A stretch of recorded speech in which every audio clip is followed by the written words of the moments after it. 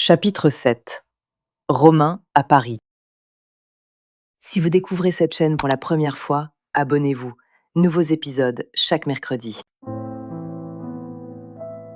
Sa mère le dit un dimanche soir au téléphone, avec cette voix légèrement rehaussée qu'elle prenait pour annoncer les bonnes nouvelles.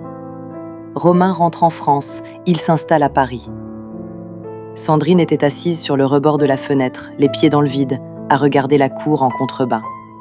Il y avait un chat en bas qui traversait les pavés avec cette indifférence royale propre aux chats parisiens. Elle regarda le chat finir sa traversée avant de répondre. À Paris, 17e arrondissement, un poste de cadre dans une grande entreprise, quelque chose dans la finance. Un silence. Tu te rends compte ? Vous allez être dans la même ville. Sa mère dit ça comme si c'était un cadeau, comme si la proximité géographique allait naturellement réparer ce que les années et les kilomètres avaient laissé intact. « C'est bien », dit Sandrine. Elle le pensait d'une certaine façon, et en même temps quelque chose, quelque part dans la cage thoracique, se serrait légèrement, comme avant un examen, comme avant une visite de service. Ce resserrement qu'elle connaissait bien, l'anticipation d'être évaluée. Romain arriva en octobre. Ils se virent une fois, 3 semaines après son arrivée. Un restaurant dans le 11e, le choix de Romain, un endroit bien mais pas ostentatoire. Romain avait changé et n'avait pas changé. Il avait les mêmes traits que dans le souvenir de Sandrine, mais quelque chose s'était densifié en lui, une assurance supplémentaire qu'on acquiert quand on a vécu plusieurs années à l'étranger. Il lui posa des questions sur la médecine. Elle répondit, les bonnes réponses, les réponses qui donnaient l'image d'une étudiante sérieuse qui avance. Il hocha la tête, dit que c'était bien, que ça valait le coup. Elle ne dit pas que depuis janvier, quelque chose en elle savait qu'elle n'irait pas au bout. Elle ne dit pas qu'elle allait au Narval tous les jeudis soirs.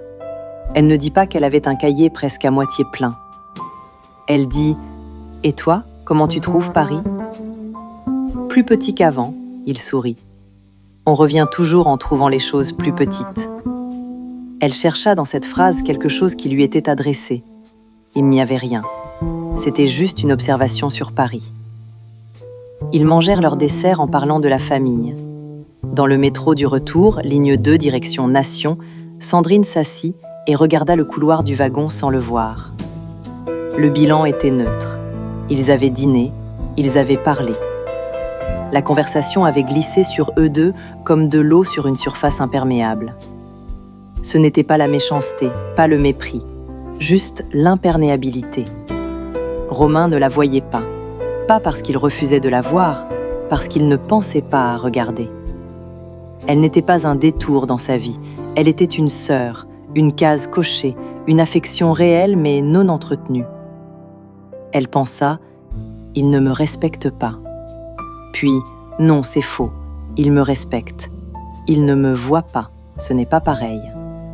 Puis, mais ça fait le même effet.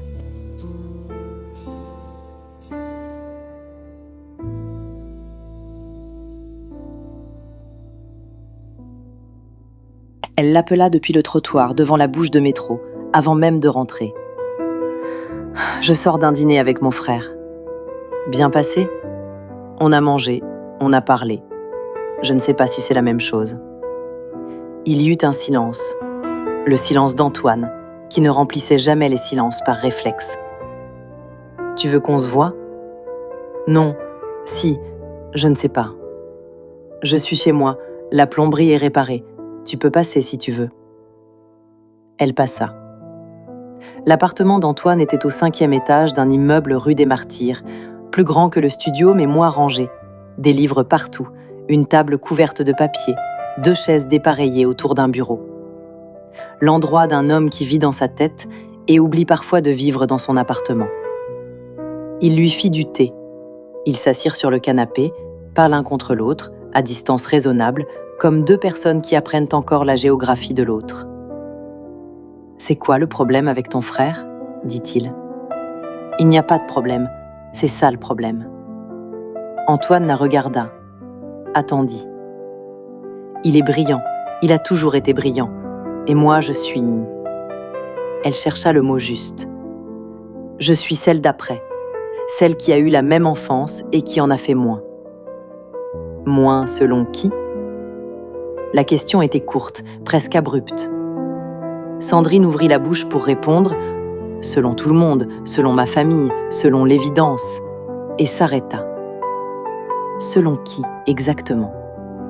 Elle n'avait jamais retourné la question dans ce sens. « Je ne sais pas », dit-elle honnêtement. Antoine hocha la tête, ne dit rien de plus, tendit sa tasse vers elle, un geste d'offre, de présence, qui valait mieux que n'importe quelle réponse. Ils restèrent là jusqu'à minuit passé, à parler de choses moins lourdes. De retour rue Championnet, elle prit le cahier et écrivit debout dans la kitchenette, le dos contre le plan de travail, sans s'asseoir. Romain est à 20 minutes, c'est plus loin que Chicago. Elle regarda cette phrase. Elle était injuste, elle le savait. Elle savait que ce n'était pas la faute de Romain. Et pourtant la phrase était vraie. Elle écrivit en dessous. Antoine m'a demandé selon qui. Je n'ai pas su répondre. Je crois que c'est la question la plus importante qu'on m'ait jamais posée. Elle ferma le cahier, le posa sur la table, pas la table de nuit, la table de la kitchenette, là où elle venait de l'écrire, comme si le déplacer maintenant aurait été déplacer quelque chose de fragile. Par la fenêtre, le mur d'en face, la lampe du voisin. Et pour la première fois depuis le début, Sandrine pensa au cahier non pas comme à un endroit où déposer ce qui fait mal, mais comme à un endroit où trouver quelque chose. Elle ne savait pas encore quoi, mais quelque chose.